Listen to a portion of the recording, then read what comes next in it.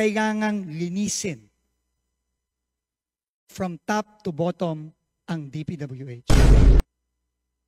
Kailangan pong linisin dahil naniniwala po siya na hindi po mangyayari yung kanyang mga nakitang iba't ibang anomalya, lalong-lalo na sa flood control, kung wala pong kuntsabahan,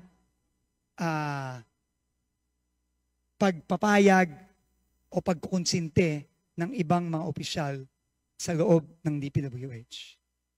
Ako po at ang Presidente ay naniniwala na ang higit na nakararami ng mga kawani ng DPWH ay maayos, magaling, at honest. Pero hindi dun po natin mapagkakaila na meron pong hindi ganoon. Kaya po ang una-una pong inutos sa akin ng ating Pangulo ay humingi kagad ng courtesy resignations from top to bottom. Unprecedented po ito, Madam Chair, honorable members of the committee. Pero sabi po ng Pangulo, kinakailangan po itong gawin. At tuloy-tuloy po ngayon ang ating pag-review